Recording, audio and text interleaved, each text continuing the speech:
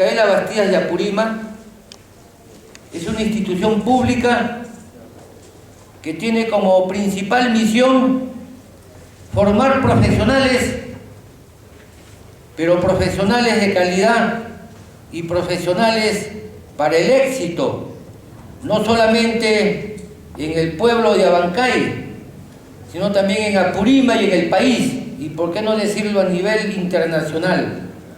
Esa es la misión que tiene la universidad, pero también en conjunto entre autoridades, docentes y estudiantes tiene que haber la palabra de la inclusión social, el tema que deben involucrarse autoridades, docentes, estudiantes y trabajadores para que no solamente se forme profesionales de pizarra y cuaderno, sino para que se forme profesionales que tengan que ver con el tema de los conflictos sociales que vive Apurímac y el Perú.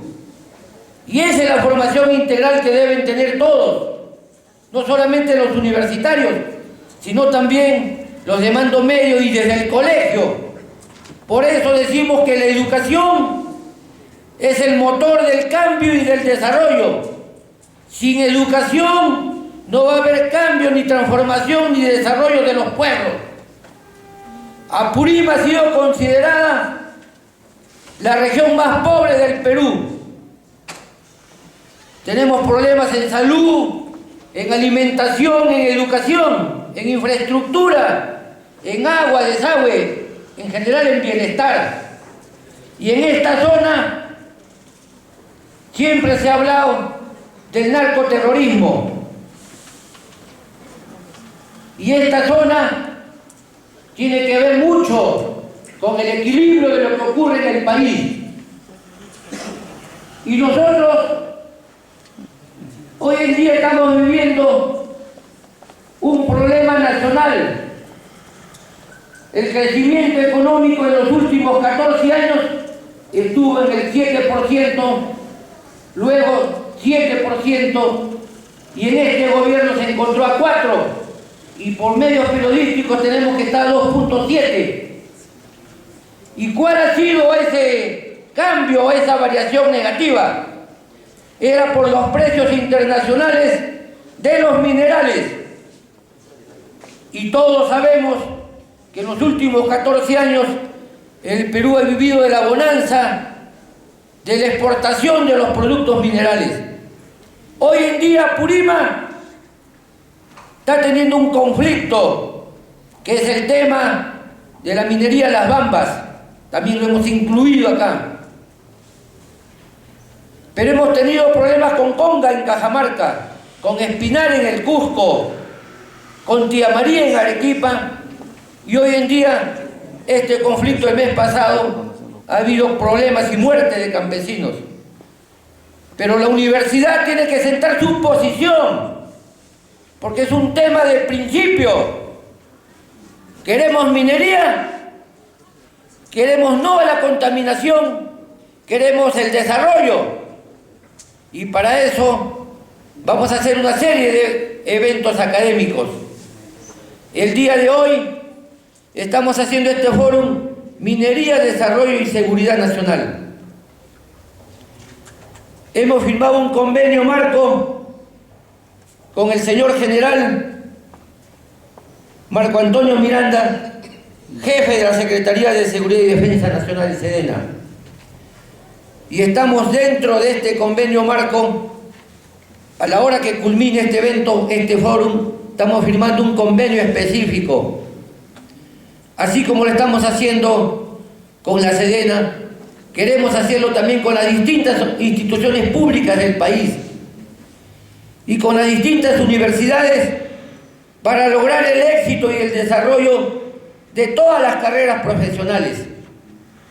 En ese entender, jóvenes, señores aquí presentes, la universidad tiene un reto con Apurímac, un reto con su juventud, un reto con su pueblo, porque desde la universidad tendrá que salir qué se quiere para Apurímac, cuál es el futuro. Y sabemos que hay cerca de 8 empresas internacionales que ya están para producir y extraer los minerales de la región Apurímac. Pero también tenemos que ser respetuosos de que no puede haber contaminación, porque eso daña la salud, daña la agricultura, daña la vida. En ese entender, vamos a hacer una serie de eventos académicos, señores, aquí presentes. En el día de hoy, sobre el tema minería y de seguridad nacional, yo quiero pedirles a ustedes un fuerte aplauso para los expositores que tenemos aquí presentes.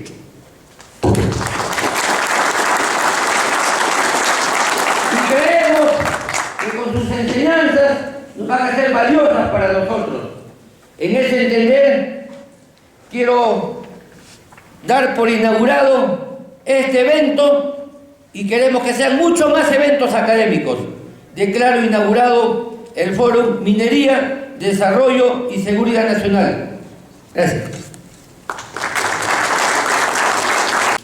Para poder transmitirles, ser parte de este esfuerzo de la universidad por que se mejore el conocimiento en el tema que se ha venido a tratar: minería, desarrollo y seguridad nacional. Yo voy a hablar un poco de la seguridad nacional y la relación de las nuevas amenazas, de lo que han hecho estas denominadas nuevas amenazas para la variación del enfoque de la seguridad nacional. El orden internacional se manifiesta en el sistema internacional. El orden internacional de la Guerra Fría simplemente enfrentaba 2 mundos, hasta inclusive había un tercer mundo que eran los países no alineados, pero en ese enfrentamiento de los 2 mundos existía un equilibrio estratégico, en el cual, pues, como ustedes conocen, hubo todo un desarrollo armamentista y particularmente de tecnología nuclear que puso en riesgo, pues, a todo el mundo. En realidad se llegó a tener tal arsenal de armas en el mundo que podía tranquilamente destruirse 36 veces la Tierra. Eso para que tengan ustedes una idea. Por eso había tanto celo en los países, particularmente en Estados Unidos y la Unión Soviética, que se llamaba en ese momento, por establecer defensas ante ataques nucleares masivos. Por eso es que hubo tanto problema en la colocación de los misiles en Cuba. Hubo la crisis de los misiles, e inclusive hasta ahora no se soluciona el problema. No se soluciona el problema. O sea, a pesar del acercamiento que ha habido entre Cuba y Estados Unidos, creo que el día de ayer, en una votación que había en las Naciones Unidas para levantar el embargo marítimo que existe contra la isla, Estados Unidos, a pesar de todos esos acercamientos, ha votado de forma negativa, digamos, en función a que se levante ese embargo que se mantiene ya hace muchos años, hace decenas de años, contra la isla. Pero eso de alguna manera ya acabó, ese orden internacional acabó. Rusia no pudo resistir el avance de tecnología y la inversión que hubo justamente en sistemas de armas. Y a partir de la perestroika, que fue la reforma y que permitió la implosión de la Unión Soviética y obviamente la creación de nuevos estados o la liberación de estados que estaban de alguna manera incluidos en esta Unión de Repúblicas Socialistas Soviéticas. Y no solamente eso, la parte de Europa Oriental, que de alguna manera estaba también sometida ante el poder de la Unión Soviética, pudieron liberarse de ese yugo político, y inclusive dentro de esos propios estados hubo también una implosión que lo que hizo es que se creen otros estados internamente, ¿no? Basados en cuestiones de etnia, basados en cuestiones de fe, basados en cuestiones también políticas. Entonces todo ese orden ya terminó. ¿Y cuál es el orden que existe en este momento? Es un orden que no tiene nombre todavía. Por ahí lo llaman unipolar. Es un orden unipolar en lo militar, con la hegemonía obviamente de Estados Unidos, y multipolar en lo económico y en los otros campos de la actividad humana. Pero sin embargo no es un orden que haya recibido un orden internacional que haya recibido un nombre en particular. Simplemente se entiende como características. Hasta ahora los expertos están tratando de denominarlo. Existen varias propuestas, pero finalmente esa no es la solución del problema. La solución del problema es otra. La solución del problema justamente que ha crecido en términos de naturaleza, ¿no? Se tiene que desarrollar en forma muy inteligente y soberana por parte de todos los estados. No todos los estados tienen el mismo problema. El terrorismo no es un denominador común de todos los estados. Cuando esto fue propuesto en el ambiente, en el contexto hemisférico, en algún momento, por ejemplo, Brasil dijo, bueno, yo no tengo problema de terrorismo, Uruguay tampoco lo tiene. Son otros los problemas que enfrenta, por decir, Brasil. Sin embargo, existen países que todavía continúan con este fenómeno. Entonces, no puede haber un denominador común en términos de consideración de amenazas, sino cada país es soberano en la determinación.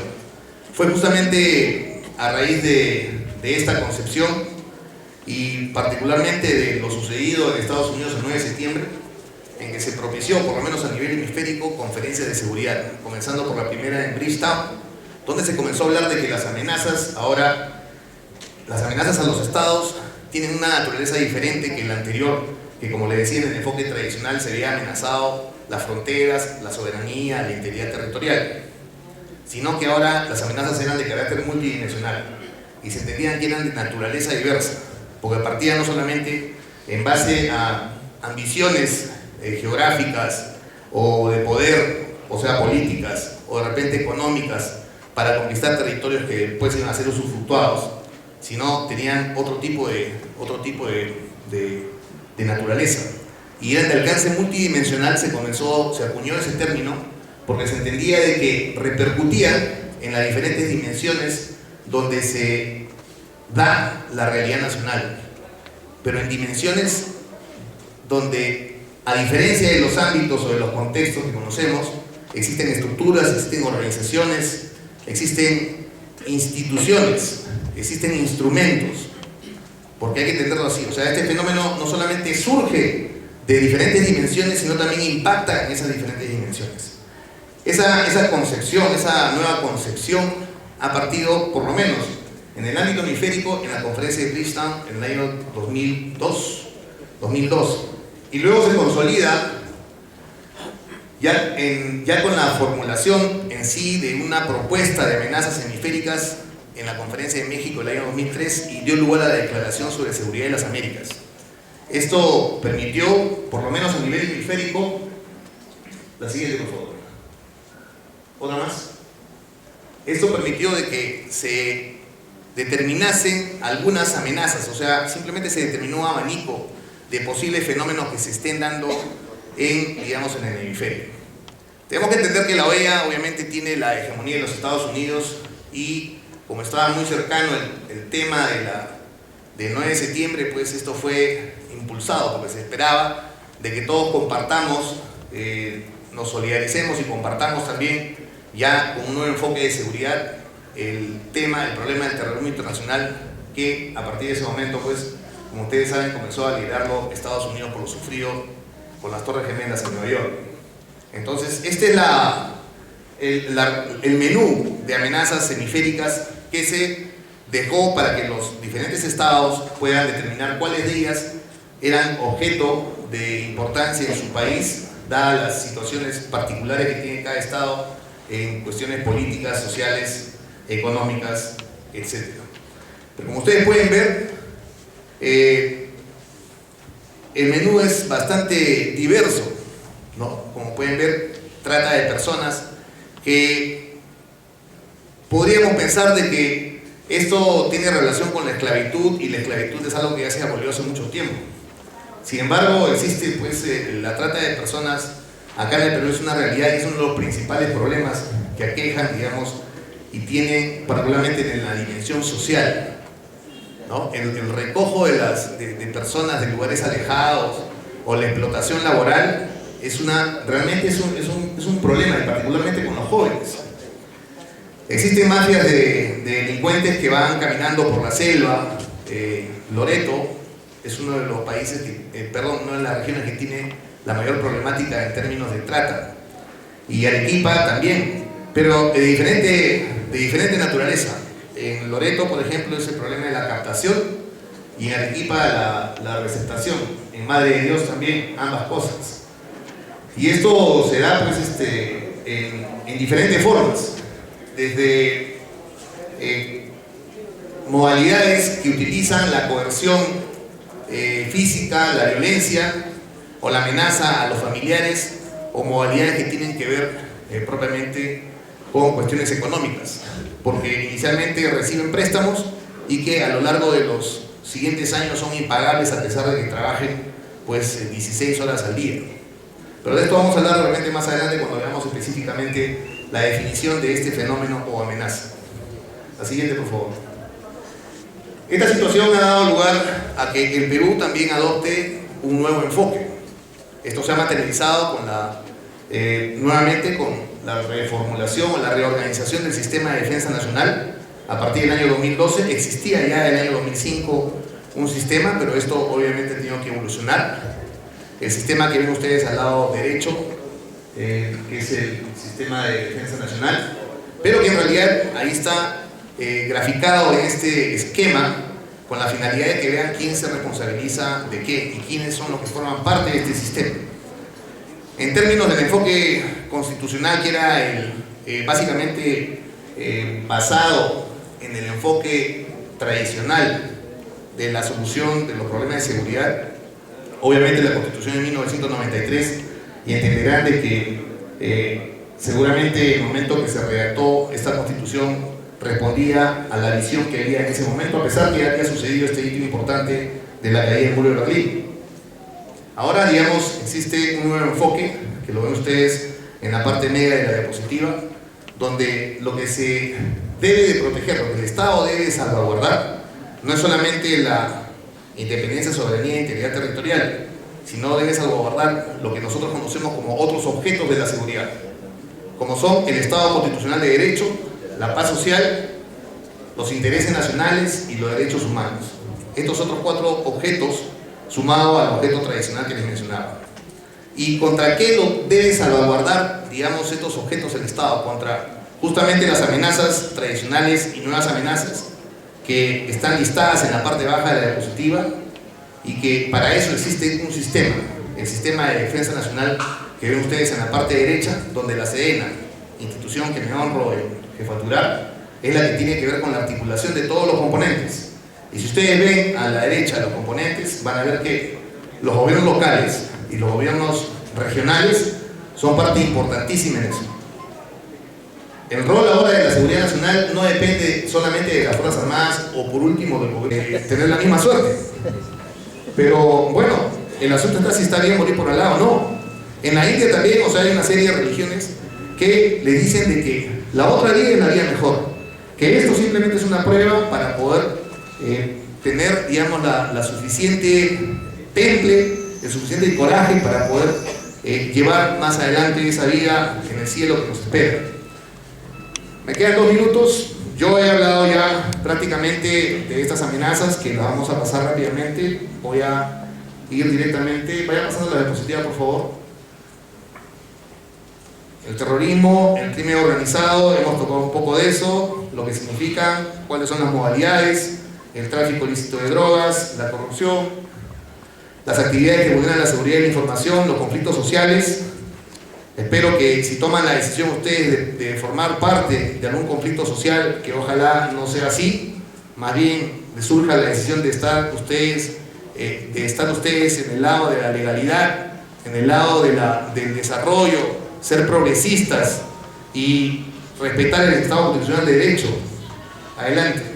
Ya no vamos a entrar en el sistema de defensa nacional. Por favor, vaya hasta las reflexiones finales, donde quisiera poder dejar el mensaje que tenía pensado dejar en esta exposición, que se me ha hecho realmente corta. Creo que me van a tener que invitar otra vez, señor rector, para poder compartir. Bien, hasta donde está el círculo virtuoso de la seguridad. Siga avanzando, por favor. Hasta ahí. La seguridad y el desarrollo tienen un vínculo inexorable, inobjetable, indivisible. Existe porque es una realidad objetiva. La inversión que se haga en seguridad, no estoy hablando solamente en términos económicos, repercute en la confianza y estabilidad que existe en la sociedad. Y esto obviamente en una situación donde se respeta el Estado constitucional de derecho, pues es un lugar donde existe mucho más confianza para la inversión privada. La inversión privada genera el crecimiento económico que genera impuestos y finalmente esos impuestos son trasladados en el mejoramiento de la calidad de vida de las personas, obviamente en su bienestar general. Por eso es que existe una vinculación, como le digo, indivisible. La siguiente. Esto justamente permite cumplir con la finalidad de la seguridad, que es el bienestar general. La seguridad nacional es fundamental para garantizar el desarrollo. La siguiente. Hay un pensamiento de Basadre que creo que circunscribe el mensaje central de esta participación, que más de ser académica, quiero que sea motivadora, exhortadora, particularmente este gran grupo de jóvenes, y los felicito a ustedes por estar acá, porque creo que ese es el primer paso para poder generar el cambio que nos lleve hacia justamente tener mejores condiciones de seguridad para poder tener el bienestar general que nosotros queremos. Jorge Basadre decía que, obviamente, sí, como todo peruano, como todos nosotros sabemos que tenemos derechos y que justamente es lo primero que queremos reclamar. Tenemos derechos inalienables, pero al mismo tiempo de tener derechos inalienables, también tenemos un conjunto de deberes concretos para hacer realidad la promesa de la vida peruana. Lo que dijo Raimondi, hay que pararnos de la silla y echarnos a trabajar para poder sacar el valor agregado de esos recursos, inmensos recursos que tenemos. Y esto solamente se hace con el compromiso y la suma de las voluntades de cada uno de ustedes. La siguiente, por favor. Con esto quiero nuevamente agradecer la oportunidad que me ha dado y pedirles y exhortarles a que juntos vamos a garantizar un futuro mejor a nuestros hijos. La seguridad es para el desarrollo, no es la seguridad per se. Muchas gracias.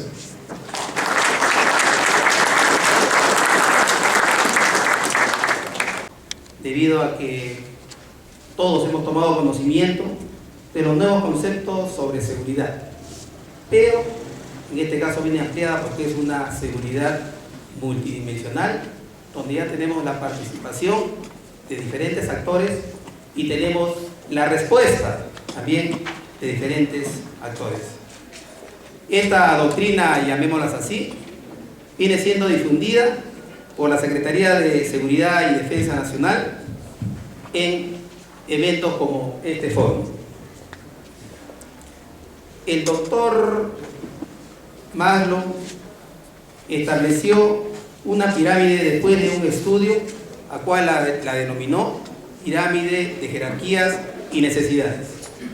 En ella estableció algunos conceptos, como por ejemplo que no se podía alcanzar el siguiente, sino que si no se había alcanzado el concepto base. Y puso en esta pirámide a las necesidades fisiológicas o básicas y a la más alta en la autorrealización. Pero toco este tema porque quiero que ustedes vean que puso como segunda jerarquía a la necesidad de seguridad y protección. Es decir, que el ser humano, después de cumplir sus necesidades básicas de respiración, alimentación, descanso, vivienda, él tiene que buscar la necesidad de proteger a su familia, protegerse a él y proteger su propiedad privada, para así poder llegar y alcanzar las siguientes jerarquías hasta la autorrealización. Y es aquí donde interviene el Estado, y como se ha manifestado que en su artículo 1 establece que la defensa de la persona humana y el respeto de la dignidad son el fin supremo de la sociedad y del Estado. Es decir, el Estado y la sociedad existen por todos ustedes. La política de seguridad y defensa se establece en dos campos, como hemos podido ver, en el campo militar y en el campo no militar. En el campo no militar se facilita en el sentido de que esta la tiene a cargo el Ministerio de Defensa, y dentro de su organización tiene el Comando Conjunto de las Fuerzas Armadas, quien en el caso de conflicto es el que toma el mando y dirige las acciones y las operaciones militares del Ejército, la Marina y la Fuerza Aérea. El problema se crea un poquito más en las otras, en el otro campo, en el campo no militar, en el cual están los otros ministerios, los gobiernos regionales y los gobiernos locales, llámese los provinciales y los distritales. Es allí donde la Secretaría de Defensa Nacional como ente rector y coordinador cobra vital importancia. ¿Por qué? Porque en esos gobiernos regionales y locales se tiene que establecer una oficina de seguridad y desarrollo. Pero acá se le crea un problema a las regiones en el sentido que tiene que crear estas oficinas dando cumplimiento al Sistema Nacional de Seguridad y Defensa Nacional, porque también hay otros sistemas.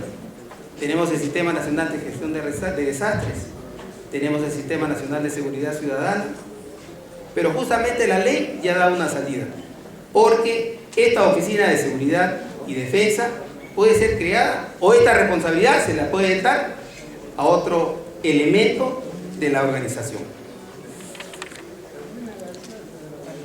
Con la globalización, todos los países dejaron de ser unas islas y se crearon organizaciones internacionales que tenían que ver directamente con la seguridad y la defensa, como la Organización de Estados Americanos, que se creó en el año 48, u otra más joven, pero que lamentablemente no tuvo efecto, como el Tratado Interamericano de Ayuda Recíproca, cuyas siglas son TIAR, y de repente por ahí se acuerden más que su nombre completo. Y fíjense cómo se va relacionando en el tiempo. El expositor nos ha dicho que en el año 2002, en una reunión que fue promovida por la Organización de Estados Americanos, nacieron las nuevas amenazas, los nuevos desafíos y las nuevas preocupaciones. Año 2002. ¿Pero qué sucedió en el año 2001? El año 2001, el 11 de septiembre, ¿recuerdan? El ataque al centro comercial, a las Torres Gemelas en Estados Unidos. ¿Qué sucedió en el año 2002? En el año 2002 México renuncia al TIAR, aduciendo que las normas que estaban establecidas en ese momento no eran suficientes para poder enfrentar a las amenazas en el año 2002. En el año 2001, retrocedemos, la OEA hace su reunión, y en el año 2003 se pronuncia cuáles son las nuevas amenazas a las cuales teníamos que hacer frente.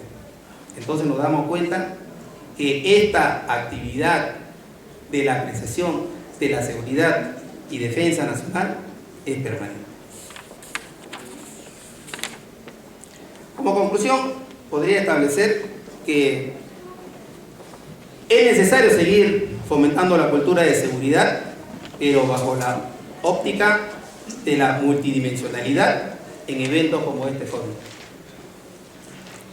Que la evolución del concepto de seguridad va más allá de lo tradicional, es decir, de las guerras para obtener nuevos territorios o al interior del mismo, llámese terrorismo, a cargo de las Fuerzas Armadas, sino corresponde enfrentar las nuevas amenazas, preocupaciones y desafíos. Asimismo, que contamos con una nueva arquitectura de seguridad que tiene el Estado para hacer frente a las nuevas amenazas y que este se denomina Sistema de Defensa Nacional. Siendo un país minero, con algunos altibajos de acuerdo a los factores principalmente económicos que suceden en el mundo. Desde hace más de una década, toda la América Latina ha sido objeto de exploraciones mineras. Esto que ha conllevado a desarrollar inversiones alrededor del 27% de la inversión mundial en exploraciones mineras, solo en América Latina. Eso quiere decir de que nuestro continente, principalmente América del Sur y América Latina, cuenta todavía con un potencial importante de recursos mineros. Sabemos también perfectamente de que los países europeos ya están agotando sus recursos minerales, principalmente los metálicos. Entonces esos capitales están siendo orientados a nuestro continente principalmente a nuestro Perú. Hay una organización que se llama Observatorio de Conflictos Mineros de América Latina, la OCMAL.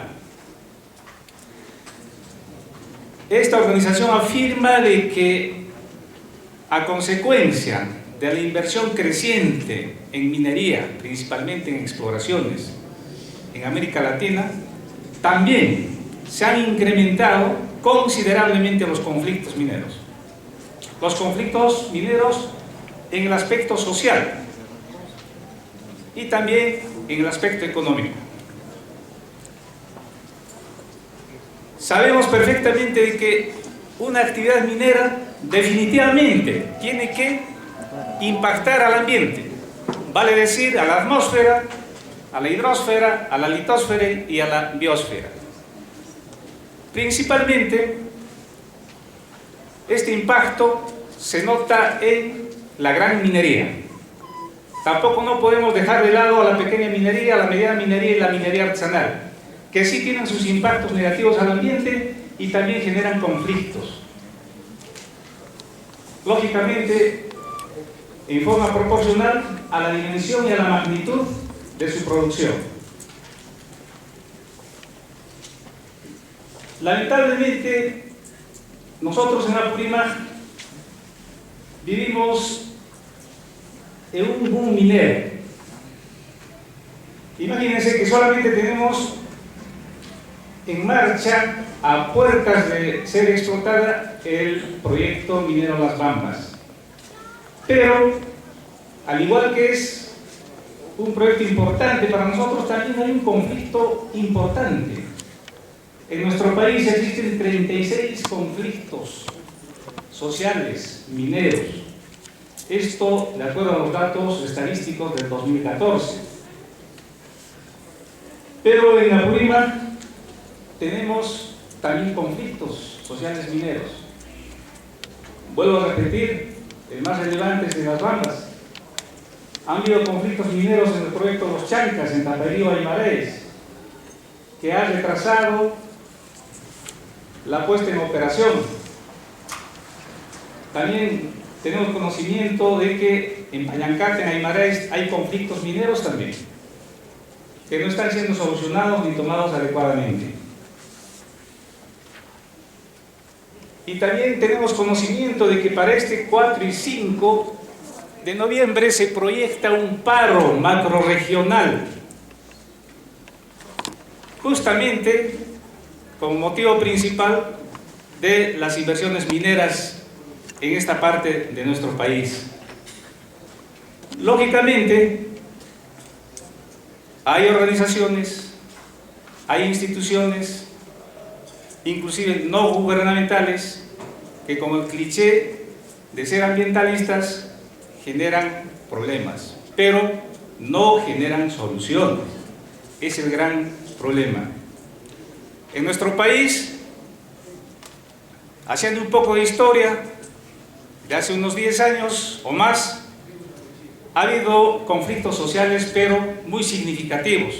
Algunos lo llaman emblemáticos. No sé por qué lo llamarán emblemáticos. Yo los diría que son conflictos perjudiciales.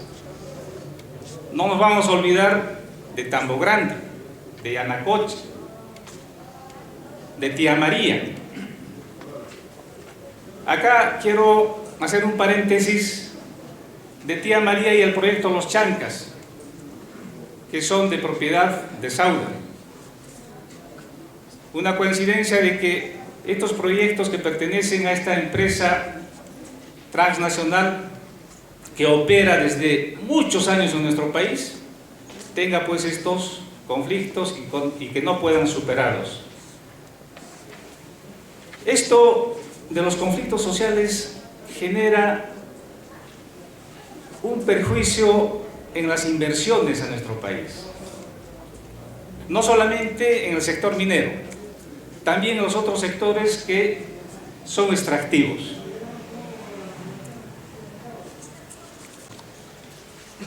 Además, no solamente en cuanto a la minería metálica, sino no metálica, que es lo que ahora está empezando a desarrollarse, ¿no? Pero el doctor Nelson Mesa afirmó de que el Perú siempre había sido un país minero. Eso ha sido desde nuestros orígenes y también metalúrgico, porque acá en Apurímac se encuentra el centro metalúrgico desde la época de los incas. Hay más de 560 hornos que están ahí a nuestra vista, esperando la visita de los estudiantes y de todos los apurimeños para ver de que eso, la transformación de la minería en metalurgia, en realidad es una sola actividad. No he encontrado alguna facultad en Europa o en otros países que se enseñen solo minería y otros solo metalurgia, es una sola. En algunos países se llama química y metalurgia, pero en la inmensa mayoría es minas, metalurgia como una sola facultad. Y también, que eso no es extraño, de que el Perú desde sus orígenes haya sido un país minero, pero también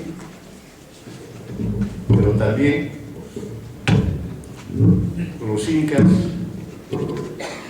han sido los primeros ecologistas del mundo.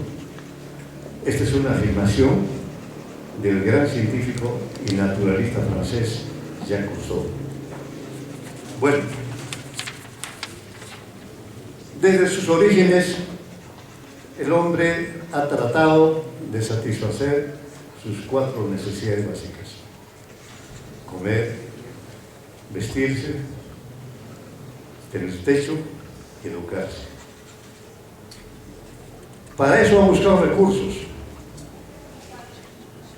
y en este trajinar, en este andar, se han desarrollado grandes migraciones. O sea, esta actividad los ha estimulado para las grandes migraciones, los cuales a su vez han generado grandes procesos civilizadores. La caza y la pesca ha sido la primera actividad, ¿no?, para poder satisfacer esas 4 necesidades materiales. Y en este afán, el hombre a veces ha tenido necesidad de relaciones diplomáticas y otras no, como decía un gran estratega alemán, que es la guerra y que es la política. La guerra, decía, es la continuación de la política por otros medios.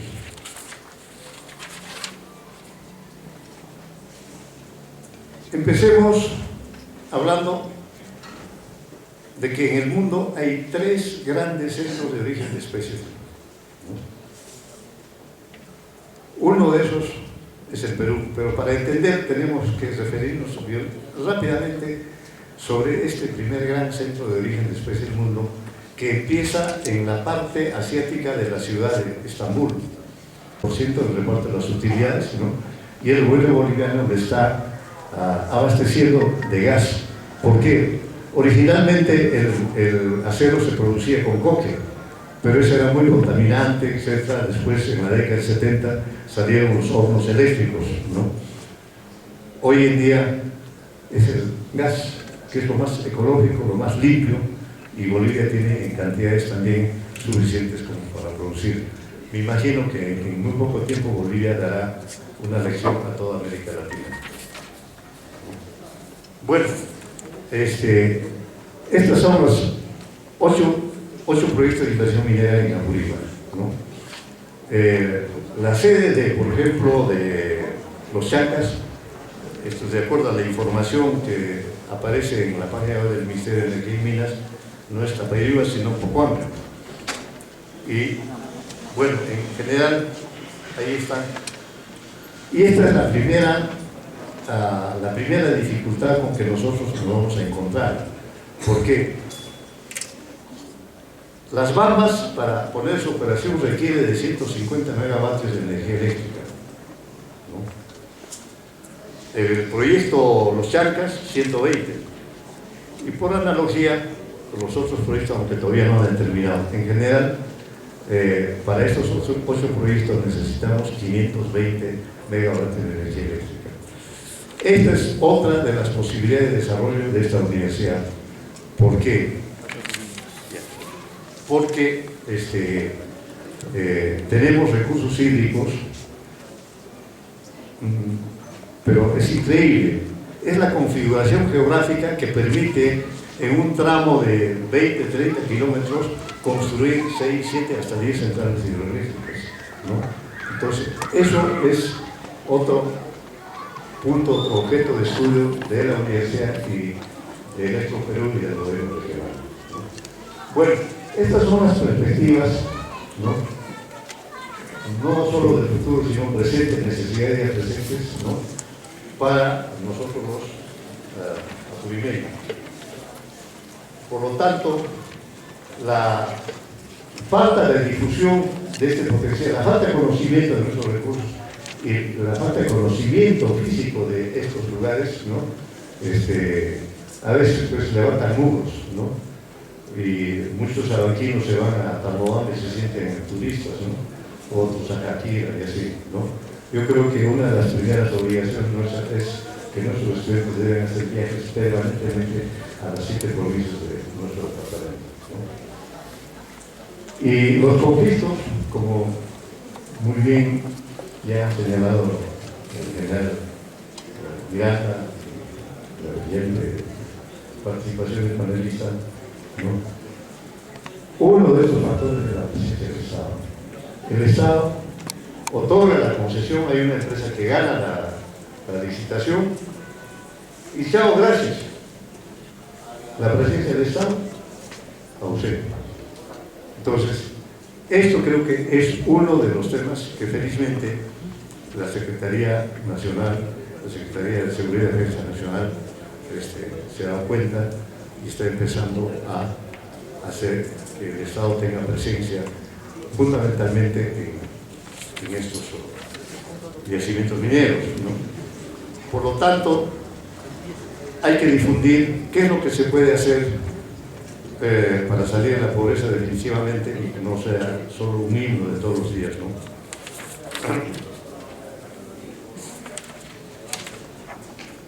Bueno, ahí Apurímac, además de contar con posibilidades para el desarrollo de la energía hidroeléctrica, también tenemos posibilidades de energía eólica y fotovoltaica. Un panel solar, como se le llama comúnmente, ¿no? Tiene capacidad de captar energía solar para generar 3 focos y un aparato eléctrico, ¿no? Puede ser televisor, licuador, una radio, ¿no? Algunas provincias altas del Cusco, en convenio con el Banco Mundial, están empezando, debe realizarse la licitación, creo que la próxima semana, ¿no? 2.700 paneles solares, multipliquen por 120, ese es el potencial que se puede hacer gratis, ¿no? Entonces, esto también debe ser algo que atrae a los estudiantes, porque son ellos los que van a tener que participar en la elaboración de los estudios, incluso en la implementación. Estos son, aparte del potencial que tiene para la biotecnología y la biodiversidad, a partir de la biodiversidad que hay en el departamento de Apurímac, es impresionante.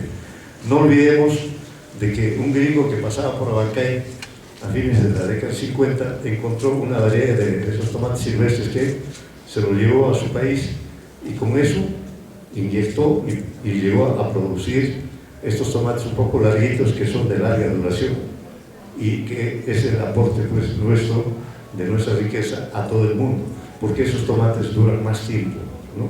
Y no se lastiman, no se dañan, se transportan digamos, con menor riesgo, ¿no? O sea, y también yo quisiera cerrar de que en ingeniería genética los incas han sido los primeros en el mundo. Con ese término no le estoy aumentando ni haciendo ningún favor. La alpaca es fruto de la labor de ingeniería genética, ¿no? Ustedes crucen una yegua, un burro sale una mula, pero no genera, ¿no? Pero la alpaca, ¿cómo han hecho? Bueno, ese es otro de los grandes aportes para el desarrollo de la humanidad de nuestros ancestros. Muchas gracias.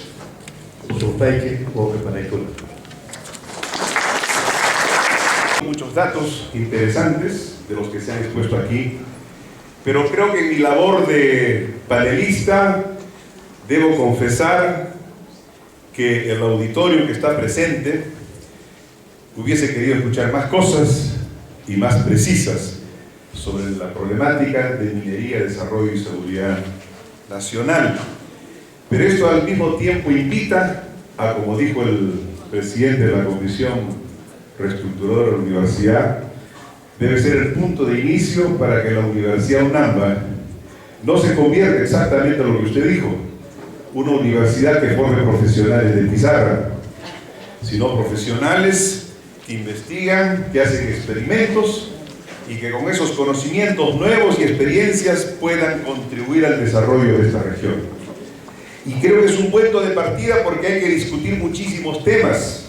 Esta es una región donde no se discute abiertamente los problemas, se escriben y se ocultan las palabras. Entonces, el tema de la minería es tan importante porque se anuncia con las cifras, somos la región primera, número 1 en potencial minero. Tenemos en nuestro territorio las Bambas, que es una inversión minera la más importante del Perú y calificada por muchos como la experiencia exitosa de responsabilidad social. Se anuncian 19.000 millones de inversiones. Entonces los ojitos de todas las personas empiezan a dar vuelta, ¿no?, con el signo de dólares y soles. Y entonces, sin embargo, al lado de la inversión existen grandes conflictos sociales. Acabamos de terminar una movilización campesina con 4 muertos, 2 policías en una volcadura, con muchos detenidos y enjuiciados. Y se anuncia un paro regional. Hay una huelga de hace más de un mes en Aymaraes. Y podrían volver muchos más conflictos sociales. Pero ¿cuáles son las causas de esos conflictos sociales? No son asusadores, no son simples agitadores. No son pueblos ignorantes analfabetos que se dejan guiar por asusadores. Es que hay un problema fundamental que no se discute en el Perú. No está en discusión la importancia de la minería. La minería ha sido importante, como lo dijo el doctor antes, desde la época de los incas. La pesca, la agricultura, los bosques, la Amazonía, todo es importante para un país que quiere aprovechar sus recursos para salir adelante. El problema no es si es o no importante. Tampoco la discusión no es si es o no importante la inversión. En el mundo existe la inversión, no se puede cerrar los ojos. Tampoco es la discusión si es que es no importante la tecnología. No está en discusión si eres pro minero o antiminero. Eso es una discusión absolutamente superficial sobre el problema fundamental. El problema fundamental, estoy iniciando este proceso de investigación y acabo de escribir un artículo que ha sido publicado en el Pregón el día viernes y pedí a los organizadores que pudiera ser fotocopiado para los asistentes. El problema fundamental, como dijo el doctor Hernández, es la ausencia del Estado. El Estado no ha formulado un modelo de explotación minera adecuada, armónica con las otras actividades. El modelo minero en el Perú hace antagonismo entre la minería y la actividad agropecuaria.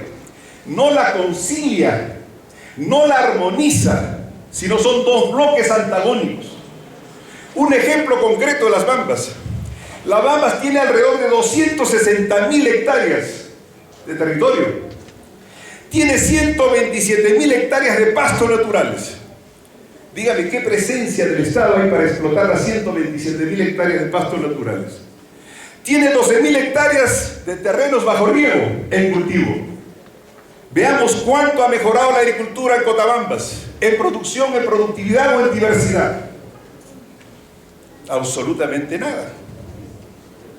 Quiere decir entonces que no se trata de invadir un territorio, concesionar los minerales, las minas, el yacimiento, poner las máquinas, transportar los minerales y darle un impuesto al Estado. Y el Estado los devuelve a la población en agua, desagüe, electrificación, escuelas, carreteras, puentes y programas sociales. Cuando ustedes, especialistas en seguridad nacional, revisan las estadísticas, se van a dar cuenta que no hay ni siquiera el 2% del presupuesto público invertido en la producción agrícola y pecuaria. Entonces la gente se levanta. ¿Por qué se levanta? Porque hay un pasto seco. Un pasto seco. La gente siente que han invadido su territorio, que hay un antagonismo entre la minería y la actividad agropecuaria, y además impone la cultura occidental sobre la andina. No hay respeto de la cultura andina. No hay respeto de las maneras de ser, de pensar, de sentir de las personas del Ande. ¿Por qué? Porque eso lo hemos heredado desde la época de la colonia. Los pobladores del Ande son sinónimos de los indios del pasado, que no tienen derecho y consideración para escucharlos, entenderlos. Por eso hay conflictos sociales. Entonces, el objetivo fundamental de la seguridad nacional, ¿cuál es? No es varias cosas, solo hay una. La mejor seguridad nacional en un país es el bienestar de su gente. El resto son componentes. Si no hay bienestar en Cotabambas, la gente no ve con sus ojos cómo se puede explotar las 127.000 hectáreas de pastos naturales, cómo florecen los 12.000 hectáreas de cultivos. No va a haber bienestar. Y si no hay bienestar, ¿qué hace la gente? Le dice a la minera: quiero más plata, quiero más plata, más plata, hasta donde pueden negociar, aún a costa de sus vidas. Entonces lo que tenemos que discutir, señores de la UNAMBA, profesores, alumnos, es por qué el modelo minero peruano está en crisis. ¿Por qué fracasa Cajamarca? ¿Por qué fracasa Arequipa? ¿Y por qué van a fracasar todas las inversiones que esperamos que no sea así? Porque no hay un entendimiento entre los sectores económicos y los sectores sociales. No puede ser posible. 2 minutos. 2 minutos. No puede ser posible, como en los tiempos de la colonia, cuando hay un conflicto social en Cotabambas, viene un helicóptero, terminan la conversación y se regresan. No existe un Estado presente, institucionalizado, en el proyecto minero más grande del Perú, más importante, un Estado completo, integral, con un programa de desarrollo integral y territorial en la zona, con todos los componentes sociales, económicos, territoriales, institucionales. No, el Estado viene y se va, y le deja a los alcaldes para que se les arreglen, se lo deja al gobierno regional para que arregle el conflicto. Entonces tenemos entre manos los peruanos de hoy y los peruanos que van a ser profesionales y autoridades y funcionarios del futuro, una manera distinta de abordar el problema. Investiguemos. Hagamos de la universidad la fuente de la nueva ciencia y del nuevo programa de desarrollo de la universidad. Pero hay que hacerlo estudiando en el campo, investigando, discutiendo abiertamente los puntos de vista para encontrar el punto de encuentro que necesitamos. Por eso vine acá, gustoso de contribuir de alguna manera con algunas frases o palabras o ejemplos de este inicio de la investigación, porque creo que hay que alentar los espíritus de esta región para encontrar el camino de la conciliación, de la concertación y de la unidad regional. El Hernández García, presidente de la Comisión Reorganizadora Total de la Universidad Nacional UNAMBA, Micaela Bastidas. Y también mis palabras muy especiales al hombre que viene desde Lima y que tenemos aquí presente, al general Marco Antonio Miranda Valdés, director ejecutivo de la SEDENA. Quiero hacer mención también al general Gilberto Garrido Chávez, que está en la mesa de honor, y una mención muy especial al señor Jaime Prada Sánchez, que nos ha recibido,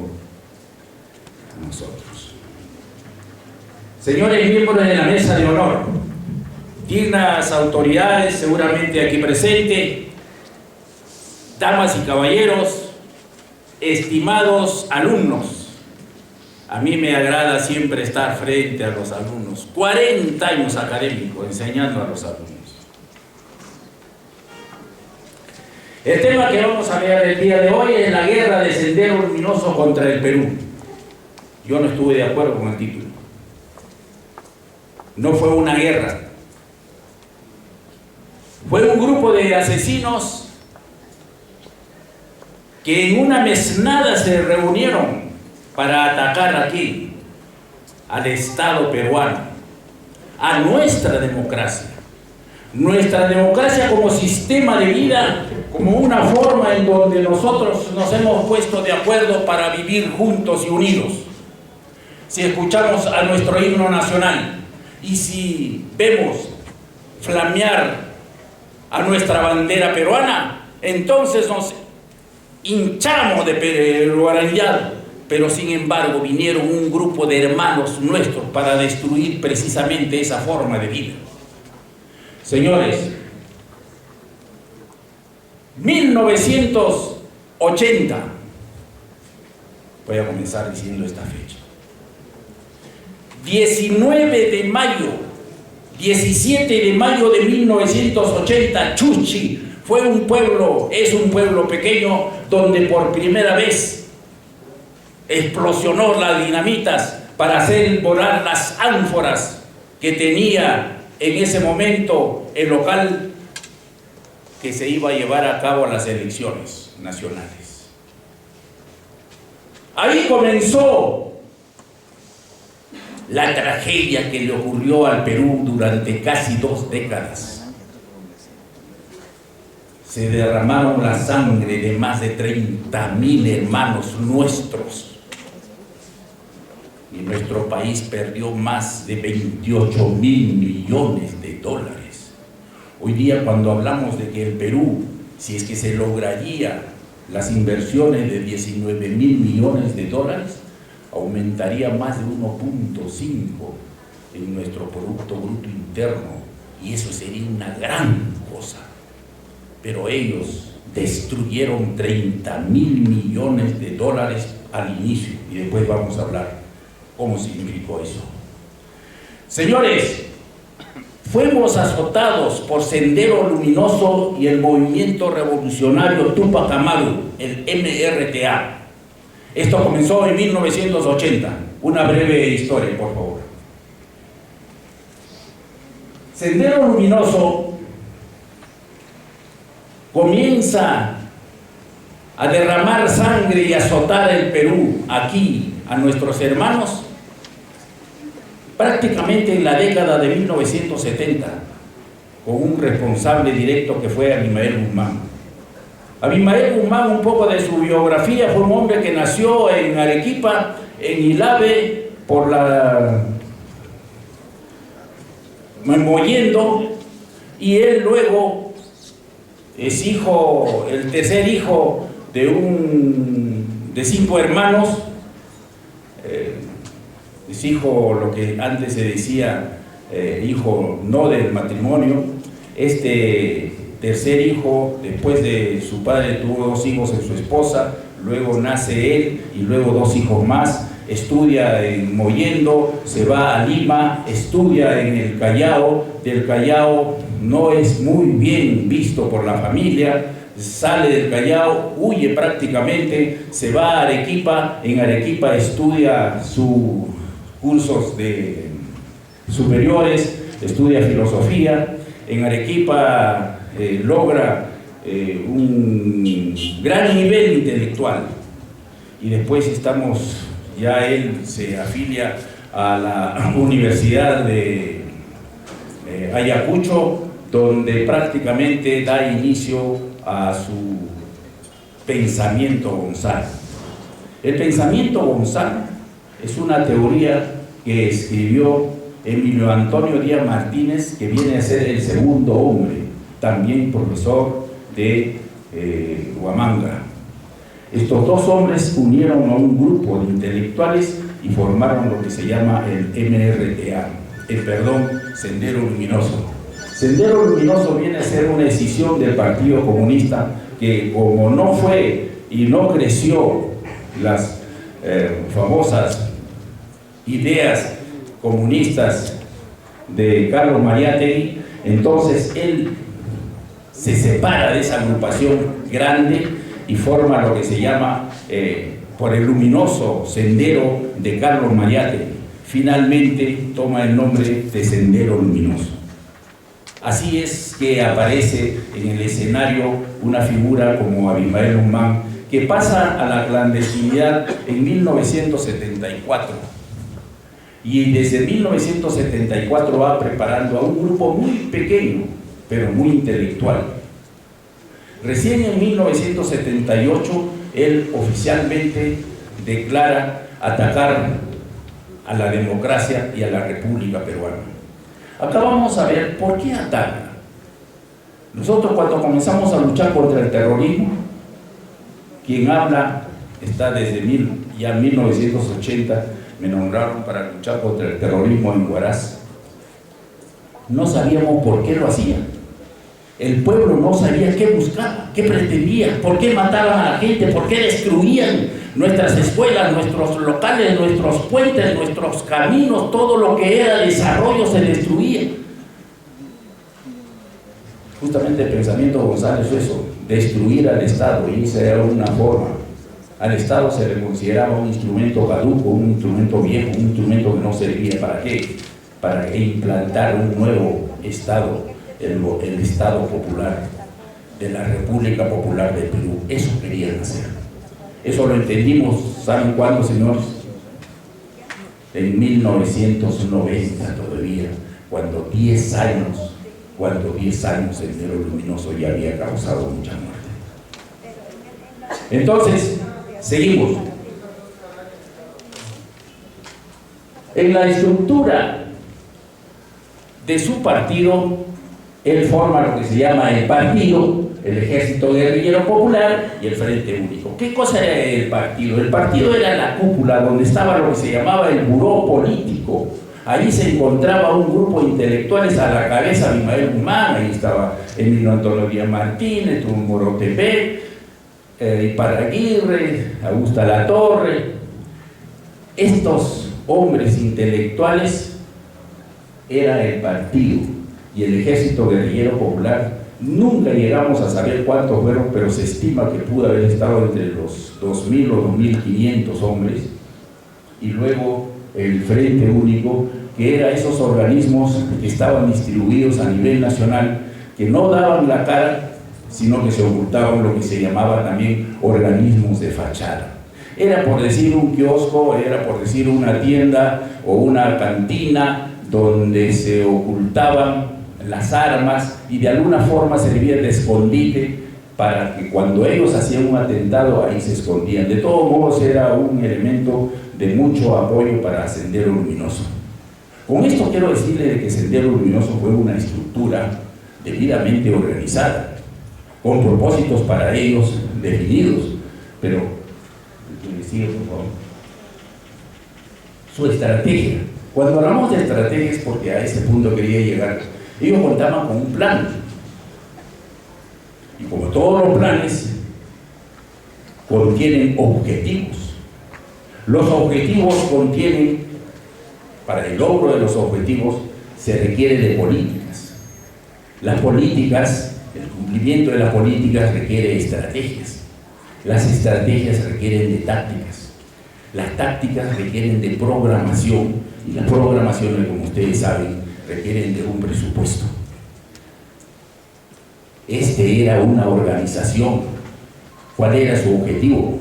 Destruir al gobierno actual. El Estado debería desaparecer e instaurar un nuevo Estado. Entonces tenía objetivos.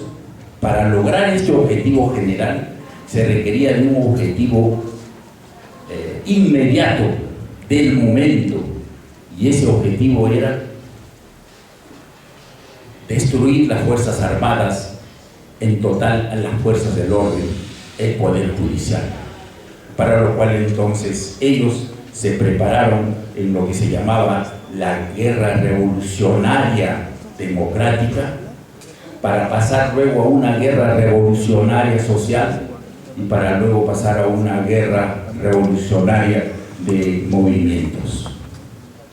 Para lograr la revolución democrática, ellos tenían sus estrategias, y esas estrategias también tenían 3 momentos. El primer momento para ellos, para Sendero Luminoso, que es muy parecido al del MRTA, Sendero Luminoso tenía que disponer de lo que se llamaba la estrategia de defensa, la parte defensiva. Luego llegaba al equilibrio estratégico. Y una vez, ¿qué cosa era la primera parte? En la primera parte ellos tenían que estar en una forma totalmente clandestina, es decir, actuar efectivamente como actuaron los terroristas. En el segundo intento ellos ya deberían haber logrado, según su teoría, un equilibrio, por eso lo llamaron equilibrio estratégico, en donde ya se podían enfrentar a las Fuerzas Armadas y a la Policía Nacional. Por supuesto que no llegaron a ese segundo nivel. Y el tercer nivel era la ofensiva estratégica, en donde ellos podían lograr mucho más todavía de lo que era el equilibrio, y contando con las Fuerzas Armadas, porque creían que lo iban a asimilar a las Fuerzas Armadas, podían atacar al resto del Perú. Por supuesto, esto, señores, era una esperanza utópica. Eso no se puede dar. Estuvo equivocado. Él llevaba un planteamiento de Mao Zedong, y ese pensamiento de Mao Zedong, una cosa es estar en la China y otra cosa es estar en el Perú. El Perú es totalmente distinto. Aquí en el Perú, señores, lo que más queremos nosotros los peruanos, y lo que hemos nacido en la sierra con ustedes, son 2 cosas al peruano que no se le puede quitar: ni su tierra, ni sus mujeres. Cuando chocan con su tierra o chocan con sus mujeres, nosotros matamos, creemos en nadie. Allá es distinto, y eso querían aplicar. Entonces estaban camino al fracaso con su ideología, y esta forma en que nos atacaron, nos agarraron desprevenidos. Las Fuerzas Armadas nunca había tenido una experiencia, ni la Policía Nacional. Fue en el camino el que fuimos nosotros aprendiendo todo esto. En esto sí quiero darles una lectura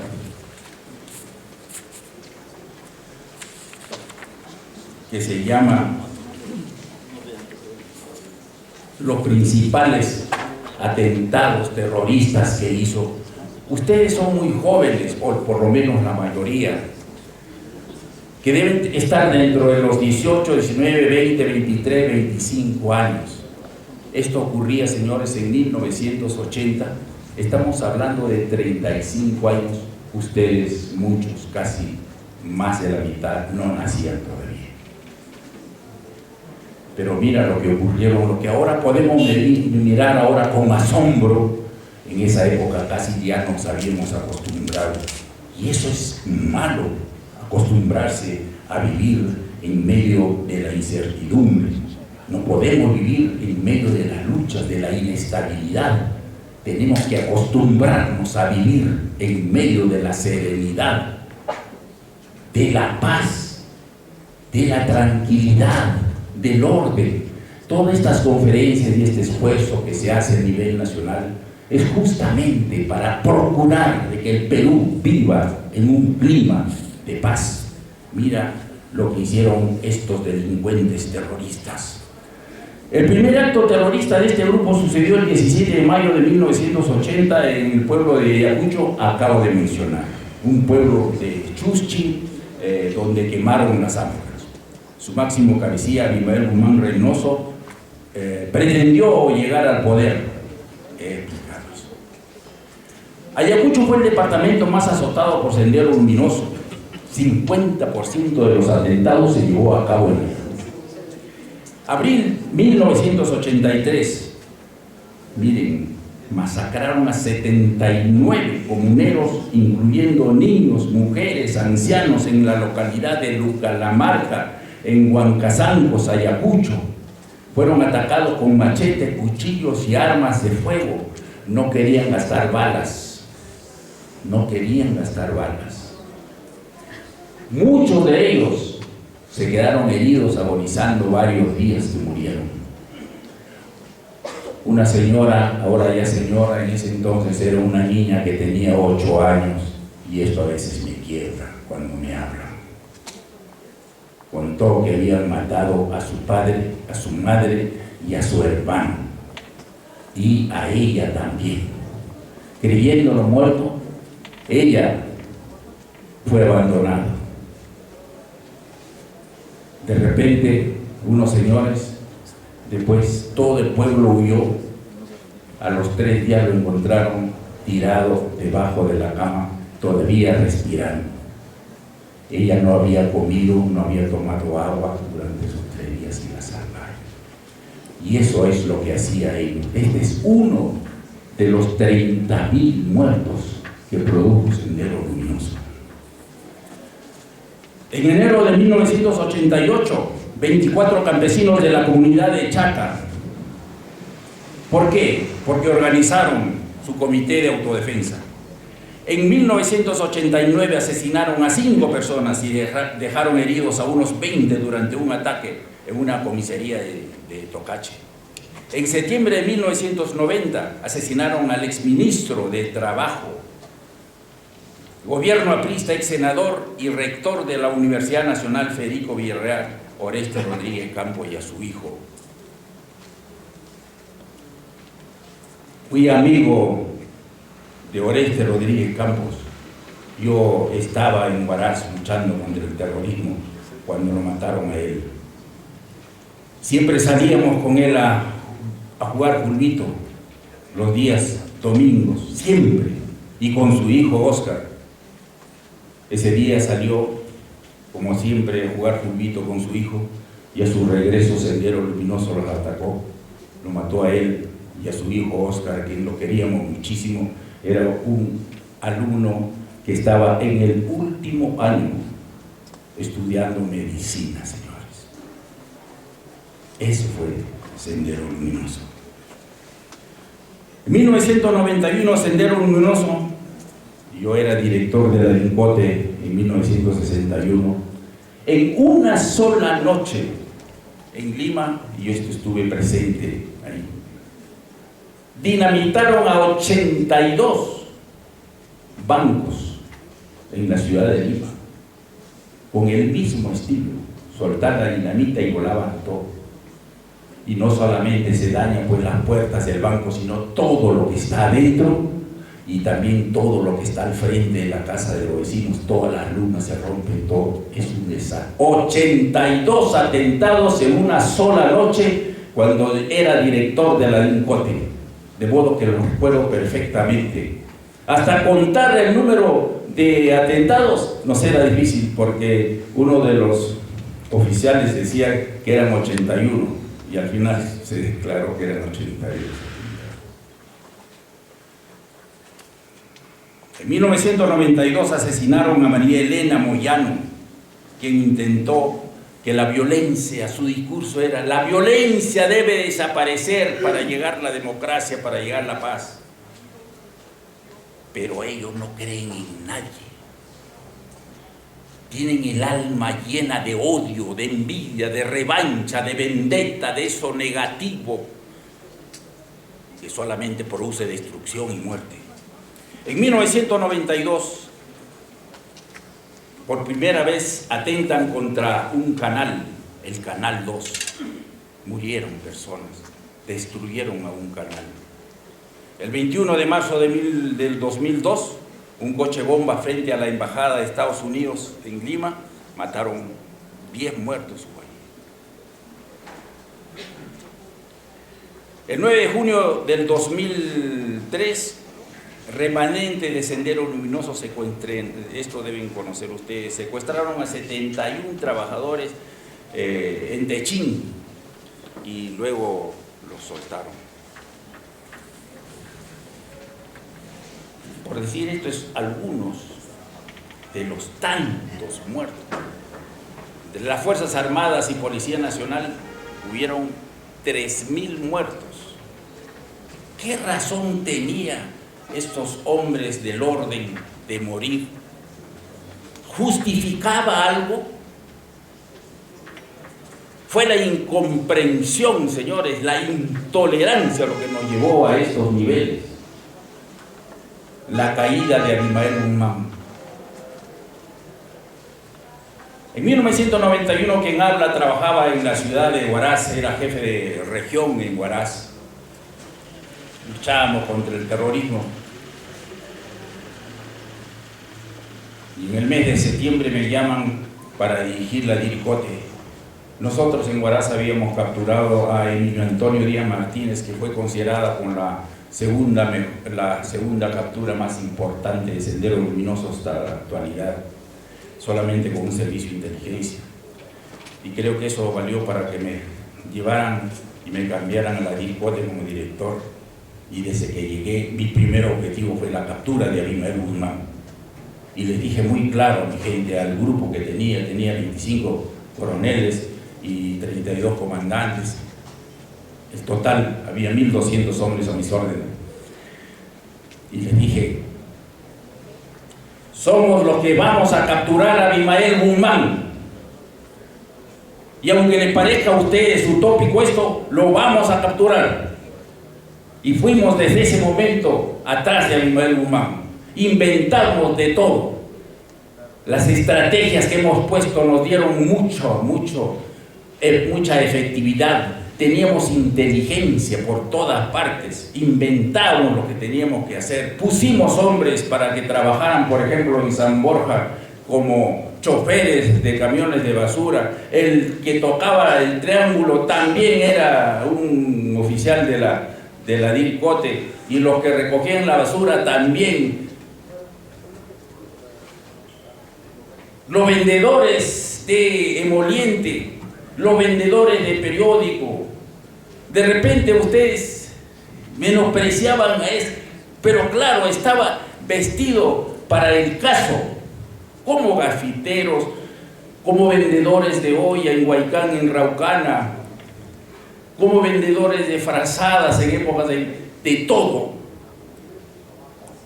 Y quiero decirles, señores, y que todos los policías sepan, también las Fuerzas Armadas, de que solamente así, con inteligencia, podemos vencer a cualquier enemigo, señores.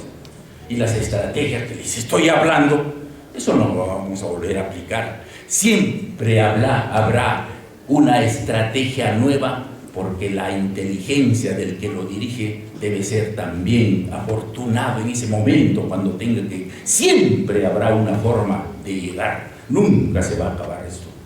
Nunca. Y así podemos. La captura se inicia de Abimael Guzmán. Y ustedes recordarán ese video donde él baila una música que se llama, en la India lo llaman el Sertaki, en Grecia, el Sertaki, lo que se llama Zorba, el griego.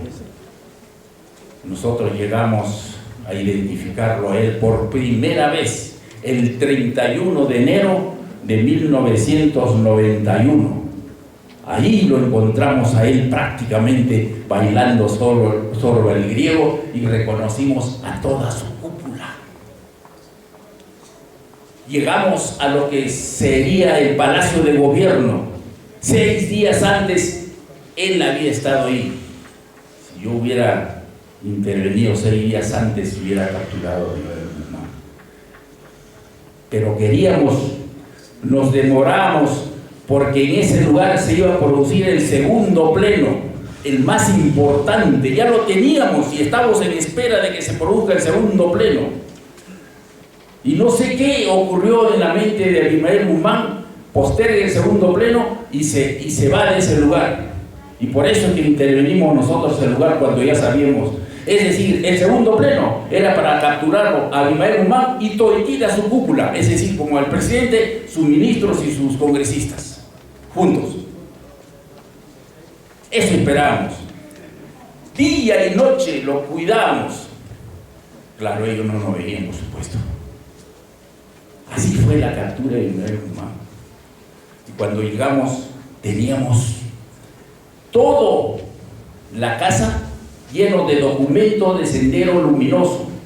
2 computadoras, recortes de periódicos de cada uno que 80 centímetros de alto. Es decir, nos llevamos, incautamos la historia de ese partido nefasto, de ese grupo.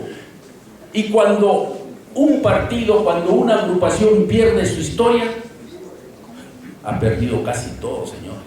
Sabíamos que de ahí para adelante tenía que recuperar. Comprendimos todo lo que era Sendero Luminoso. Y aquí quiero acuñar una frase. Lin Yutang, uno de los estrategas más famosos del mundo en la época que vivió en la China 100 años, 1000 años antes de Cristo, decía: para vencer al enemigo primero tienes que conocerte, y si te conoces tendrás algunas victorias y otras puedes perder. Pero si no conoces a nadie, ni a ti mismo ni a tu enemigo, todas serán fracasos. Y nosotros nos conocíamos, pero no conocíamos al enemigo. Y después sigue Lin Yutang y dice: si conoces al enemigo y te conoces a sí mismo, todas serán victorias. Y nosotros con ese día prácticamente fue la caída de Abimael Guzmán, fue el comienzo de la caída de Abimael Guzmán, porque supimos toda su historia a través de sus documentos. Sabían cuántos eran, sabían dónde estaban, cuáles eran las casas que lo recibían en Lima, quiénes son los que estaban en provincia y en qué parte de provincia. Llegamos a saber todo, cuánto de plata tenía. Sabíamos en el orden político cómo se desenvolvían ellos, en el orden social cómo se desenvolvían, en el orden económico de dónde les venía la plata, y en el orden militar sabíamos cómo estaba estructurado su ejército guerrillero popular. Se fue una cosa muy, muy seria para nosotros,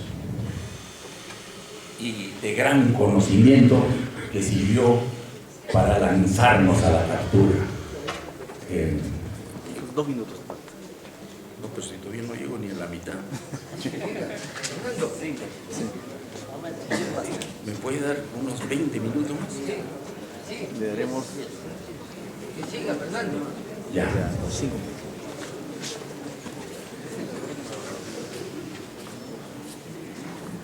Vamos a hablar del MRTA. No olvidemos de que en 1980, 1990, el MRTA también se levantó. En 1982, ahora sí voy a correr, en 1982 el MRTA aparece en el escenario. ¿Y cómo aparece? En el Ecuador había una agrupación política también que se había robado la espada de Simón Bolívar y llamó ese robo, lo hizo este equipo que se llama Alfaro Vive Carajo de Aciesa, del Ecuador. Entonces el MRTA quería emular, quería tener un ejemplo igual. Ese grupo ya organizado se fueron a Huaura. En Huaura hay un museo, ustedes saben, Huaura está el balcón desde donde se proclamó por primera vez la independencia del Perú. Debajo de ese, en el primer piso, existe un museo, la casa histórica. Rompieron las puertas, ingresaron y se robaron la bandera de San Martín y la espada de San Martín. Y con eso proclamaron, digo, esta será la bandera que nos conduzca a la victoria, y se llevó la espada de Simón Bolívar. Señores, nosotros en mi época, en el año 1991, en noviembre, encontramos la bandera y encontramos a la espada, por supuesto, con 5 terroristas del MRTA encima que nos dijeron dónde está. O sea, hemos recuperado. Así se inicia la lucha del MRTA. ¿Y cuál es su estructura del MRTA? Muy parecido a del Sendero Luminoso. También ellos buscan en su primera etapa la defensiva estratégica, luego viene el equilibrio estratégico y en su tercera etapa busca la guerra de movimientos. ¿A qué llaman la guerra de movimientos? La guerra de movimientos lo llamaba así a un término que se copia de la Primera Guerra Mundial en 1914. Los alemanes querían atacar Francia y buscaron 5 flancos. O sea, esos eran los movimientos, entraban y salían. Si este flanco perdía y avanzaba a los franceses, atacaba el otro. Y este servía para reforzarlo al otro y así sucesivamente. Entonces ellos lo llaman a la guerra de movimientos. Por eso es que hay un libro que se escribe que se llama La guerra de las pulgas. Cuando una pulga le pica a un perro, el perro se rasca. Si le pica por el otro lado, pero si el perro está lleno de pulgas, comienza a rascarse por todas partes. Y si aumenta las pulgas, el perro pierde las ganas de estar con los demás y solamente se preocupa todos. Está su idea metida en poder botar lo que tiene de malo. Y se va rasgando cada vez más. Entonces llega un momento en donde el perro muere, él mismo se mata. Ese es lo que escriben, y a eso se llama la guerra de los movimientos.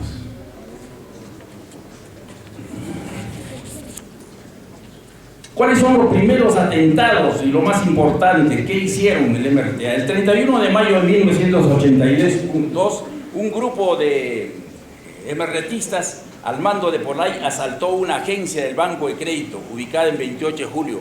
Ahí murieron ellos. Un policía disparó y mató a uno de ellos. No murió ningún policía. A él lo consideran uno de los sus héroes para él, Talledo Feria. El 22 de enero de 1984, la primera acción armada conocida como el MRTA fue el ataque de un comando tupacamarista con armas de fuego sobre el puesto de Villa El Salvador. El 31 de mayo de 1989, el MRTA asesinó 8 personas en San Martín. Estas 8 personas eran homosexuales. Entraron a la discoteca y mataron a todos los homosexuales. Decían que era una limpieza social que debería hacerse al Perú. ¿No se dan cuenta de que vivían en otro mundo? Hoy día toleramos y decimos al mundo entero, cada uno busca su opción. Hasta el Papa dijo, ¿quién soy yo para oponerme? Hoy día todavía rechazamos nosotros esta conducta, ahí en el Congreso vemos. Pero pasarán unos años y entonces tenemos que vivir de una manera integrada, que es lo que requiere vivir el Perú. Ya que me está mirando mal el hombre. No, sigan. Lo voy a retirar. El 31 de mayo del 89 mató a 8 personas. En 1990 lo mataron al general Enrique López Albújar, a un general ya anciano, el que salía de su oficina, ahí lo mataron. Ejecutaron a 50 secuestros. Los más sonados fueron de Héctor Delgado Parker, Antonio Furukawa, Raúl Iraoka, Pedro Villasato, César Cucuda. Al señor Kimpler lo tuvieron 5 meses. Le robaron, le pidieron, lo extorsionaron todo. Ese hombre pesaba 120 cuando ingresó a la cárcel del pueblo y cuando salió pesaba 63. El 17 de diciembre de 1996, los MRTistas al mando de Néstor Serpa Cartolini tomaron la vivienda del embajador Aoki, capturaron a 500, se quedaron con 72. Murió un rehén, murió uno de los rehenes, desgraciadamente, y 2 soldados del ejército peruano.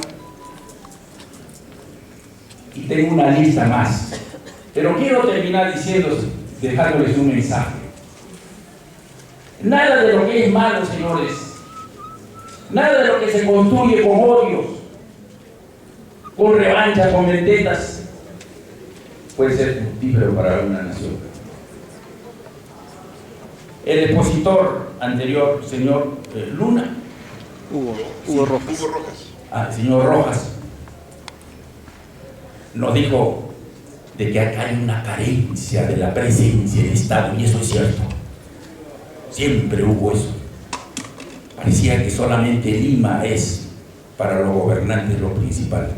Pero hoy día, en la forma política como nos llevamos, tenemos un gobierno que incluye a todos y son prioridad la gente que está alejada a ese lugar. Señores, yo les invito a ustedes a que hagan una reflexión, a que tengan en la mente y en el corazón la forma de integrar. Den la mano al compañero, sean solidarios, sean íntegros. Ustedes dirán, claro, como usted ya pasa bien, usted es un general, lógico, nosotros no somos generales ni hijos de generales, pero ustedes saben quién es este general. Mi madre fue una analfabeta. Yo nací en un pueblito que se llama Guayopampa, en las alturas, todavía no sale en el mapa a veces. La tierra de Melocotón.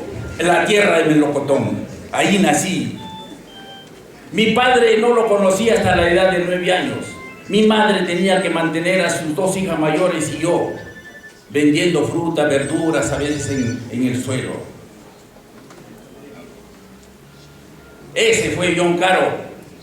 De modo que no es hijo de congresista, no es hijo de político, no es hijo de empresario. Mi primer título, soy técnico agropecuario porque estudié en el agropecuario número 9 de Canta, donde me daban que comer y me daban donde dormir, pero tenía que trabajar todas las mañanas con barreta, con pala, con pico y limpiar la porqueriza de paso. Y después me fui a estudiar a Lima. Ingresé a la escuela de ingenieros. Y como no tenía un medio en el bolsillo, tuve que renunciar. Ingresé a un lugar donde me daban comida, donde me daban médico y educación. Era la Policía de Investigaciones del Perú. De modo que yo no puedo decir, yo ingresé por mi vocación, yo quise ser un buen policía, yo quise ayudar a la sociedad. Mentira, eso aprendí adentro. Entré porque no tenía que comer en la calle. Y no tengo vergüenza de decirlo. Los jóvenes que están aquí son un potencial. El día que Abancay tenga ese canon del 25%, millones de dólares que va a corresponder a las universidades, no tendremos universidades, como ha dicho el doctor Ismael, de solamente de pizarra, de plumas y de plumones. Ahora tendremos investigaciones en cada una. No se olviden, Abancay tiene 2 universidades públicas y ese es el futuro. Este va a ser el centro y la capital de la minería del Perú. Aquí está la riqueza, aquí está el futuro. Quizás ustedes no tanto, pero vuestros hijos. Esta es la grandeza aquí en Abancay. Ustedes no se imaginan lo que es capaz de desarrollarse. Ustedes dirán, sí, pero yo no voy a estudiar en la universidad. Pero tendrán profesionales excelentes. El médico, ¿a quién va a curar el médico? Va a curar mejor a vuestros hijos. El ingeniero, habrán más ingenieros. Construirán más casas, mejores casas. Tendremos profesionales de exportación. Este es un pueblo, señores, en donde yo me emociono porque veo las caras, así como yo. Mi apellido es John, J-H-O-N. Mi apellido es chino, yo soy hijo de un chino. Escribieron, si quisieron ser gringos, con esta cara, ¿cómo voy a ser gringo yo? ¿No se dan cuenta? Yo soy chino, cholo. Y tengo que sacar la cara por los peruanos. Tenemos que ser solidarios, darle la mano a los demás. Sí podemos lograrlo, señores. Quiero contarle algo que leí y con esto termino, por favor. De Miguel Ángel Cornejo, que decía, señores, sí podemos hacer algo. Un hombre con su esposa recién se fueron de luna y miel al centro del mar en el Océano Pacífico, una isla, un hotel hermosísimo. Y esa noche había llovido y una tempestad, el mar estaba picado, las olas encrespadas, y al día siguiente amaneció todo en calma. Pero había dejado en las orillas del mar miles, millones de seres que estaban en el mar, entre ellos las estrellas. Kilómetros, más de 50 kilómetros de largo, las estrellas se morían en la arena, porque el mar había regresado. Vio por la ventana esta pareja, a un hombrecito que se agachaba, cogía una estrella y la lanzaba para que no se muriera la estrella. Y estaba toda la mañana. Ellos se fueron a almorzar, felices de la vida, pasaban su luna de miel. Y cuando regresaban como a las 3 de la tarde, seguía el hombrecito agachándose. Cogía su estrella y se lanzaba al mar. Entonces ellos dijeron, este señor no ha tomado desayuno, no ha almorzado, mira el sol y se va a desmayar. Se acercaron donde el hombre le dice, mira, buen hombre, yo sé lo que estás haciendo, estás tratando de salvar a las estrellas, pero mira la cantidad, son 50 kilómetros de estrellas, hay miles y miles. La naturaleza es así, castiga a veces, siempre ha existido en el eterno girar del mundo. No vas a poder hacer, anda, vete a tu casa, descansa. El hombre se agachó, cogió una estrella y la lanzó al mar y le dijo, sí, pero esta se salvará. Agarren su estrella, jóvenes, lance al mar.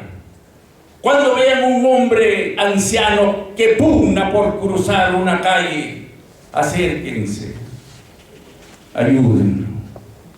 Cuando vean un drogadicto, un teracolero, quítenle la bolsa de teracol. A un drogadicto tirado en la vereda, un alcohólico, ayúdenlo, levántalo, ponlo a la sombra para que duerma ahí por lo menos. Quizás ustedes sean la mano de Dios. Gracias, hermanos.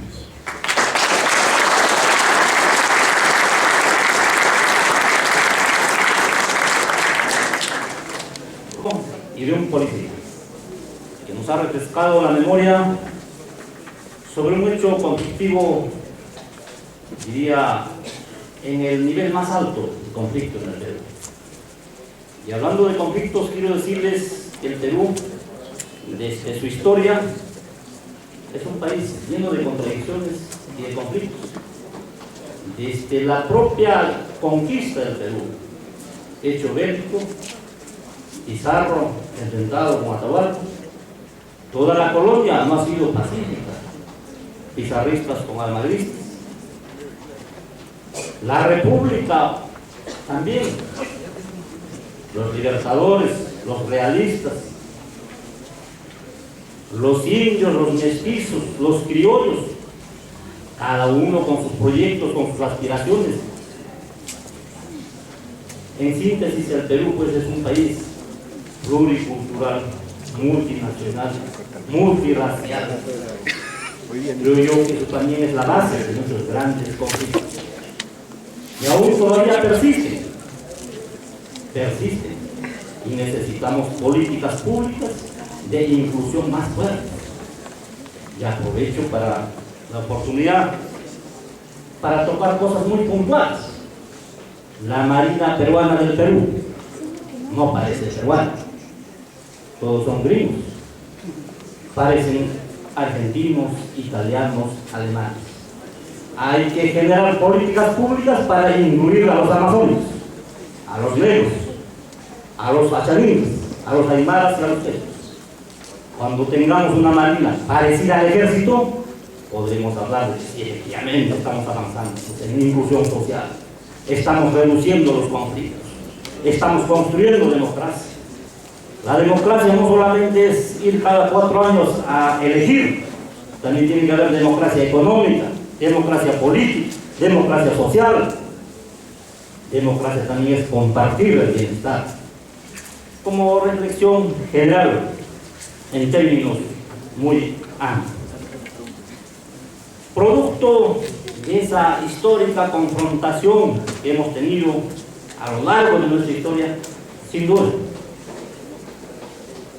esa larga confrontación histórica puede explicar en parte nuestra pobreza.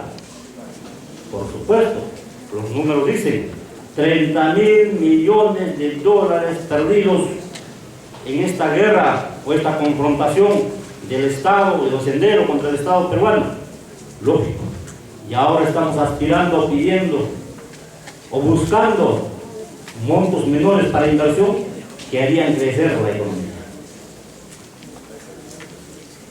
Y reflexionando sobre las causas también, ¿no? Sobre las causas de la pobreza, y tocando el tema, contextualizando el tema de minería, algunos expositores dijeron, sí, pues, es una bendición que tengamos recursos minerales, ¿cierto? Es un enfoque, es una mirada.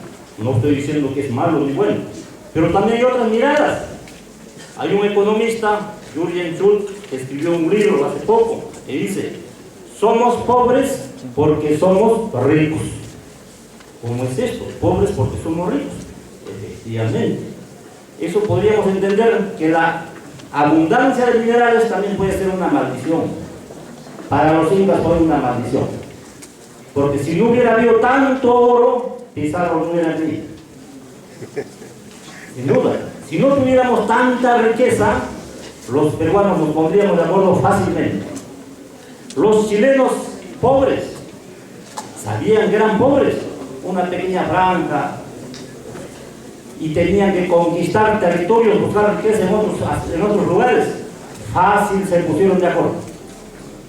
También es un tema de reflexión, no es cuestionamiento, no es, sino son realidades que también hay que pensar en esa dirección. El tema es interesante, ¿no? Yo realmente la primera vez que asisto y veo un convenio entre el ejército y la universidad. Desde que yo era estudiante siempre lo veía mal al ejército y a la policía distantes, porque nos perseguían, bombas, lacrimógenas, etcétera, etcétera. Más bien era una suerte de confrontación, lo que no puede ser, seguro. Pero ahora asistimos a un nuevo escenario, donde yo creo que sí es necesario acercarnos, construir colaboración. Y para eso también hay habido trabajos, ¿no? Académicos que decían lo siguiente: economía próspera, ejército fuerte. ¿Acaso no es cierto que Pinochet reunió a los empresarios chilenos y dijeron, compren al Perú porque están rematando barato? Cuando algún empresario dijo, pero ¿cómo? Los peruanos no nos quieren. No se preocupen, aquí tienen un ejército fuerte que los va a defender. Y cierto, Chile nos invade. Pero quiero completar esta relación de la siguiente forma. Es decir, ciencia y tecnología, economía próspera, ejército fuerte. Tendríamos que armar los tres ejes. Y allí entra la universidad. ¿Tarea de quién? ¿Labor de quién? Es ciencia y tecnología. De la universidad. Nos guste o no, la universidad es el ente, ¿no? Es la organización por ley, por naturaleza, encargada de pensar, de reflexionar, de crear conocimiento, de ampliar conocimiento, de innovar, de investigar, y ese conocimiento transferir. ¿Transferir a quién? A los empresarios para que creen riqueza. Cambiaron las firmas. El Ejecutivo también a favor de los que tomaron la conducción de la universidad por la fuerza, por la violencia. Entonces es una cosa totalmente contradictoria. El Estado, el Ejecutivo, debe promover la democracia, debe exigir y demandar respeto a la ley.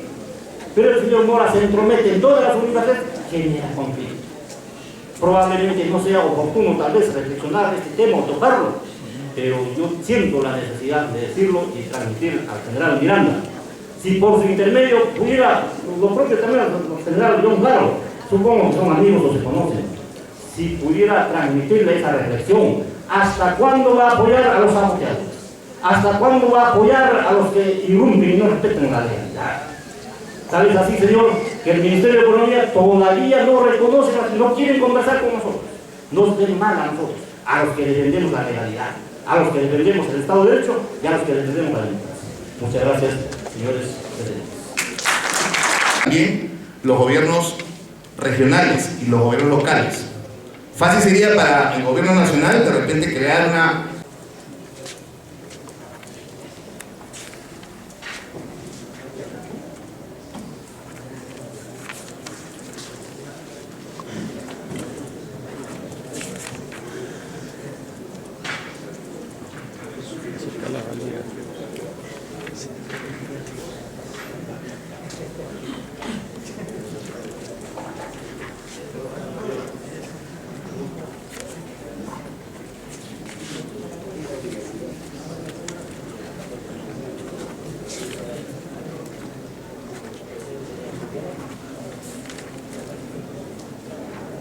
cuando muestre.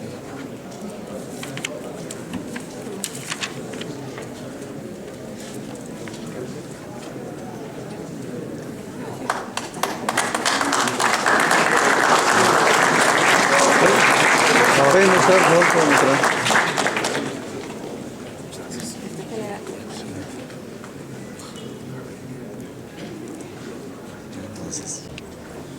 Que se encuentran presentes en este evento de importancia. En primer lugar, para saludar y felicitar a la universidad de haber organizado este evento, felicitar a los expositores sobre este tema tan importante. A nombre del gobernador regional, Wilmer Venegas Torres. Sin embargo, seguramente estamos cansados. La minería para nosotros significa una gran oportunidad. Yo he sido alcalde por 3 veces en la provincia de Cotabambas y hemos estado de muy cerca del proceso de las bambas. Decirle que si bien los recursos minerales son del Estado, la superficie son de las comunidades, quienes finalmente dan su consentimiento para que este proyecto pueda encaminar. Pero también no olvidar de que la primera herramienta para la agricultura es producto de la minería. Tirapié, pico, pala, con eso trabajamos.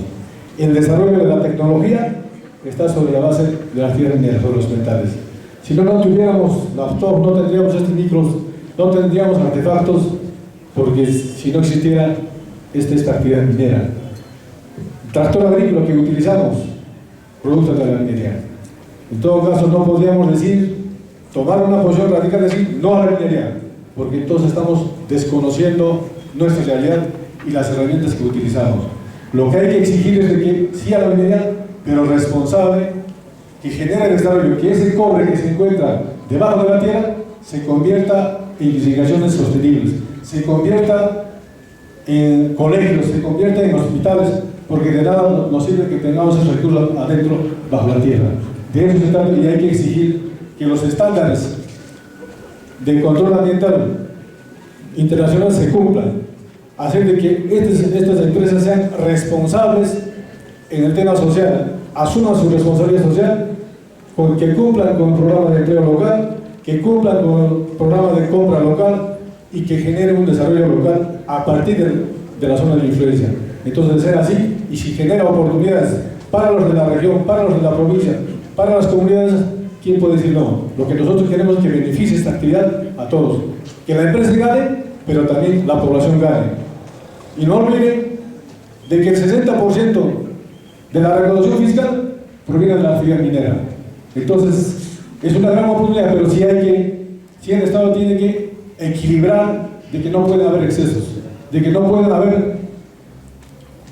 romper las costumbres, entre otras, que tiene la población. Dicho esto, a nombre del gobernador y felicitando una vez más, me permito clausurar este gran evento, y estoy seguro que no va a ser la primera, sino habrán varios eventos, porque si no hubiera la minería, no habría la carrera de ingeniería de minas, no habría metalurgia, entre otros. Yo creo que hay mucho que hay que respetar. Muchas gracias.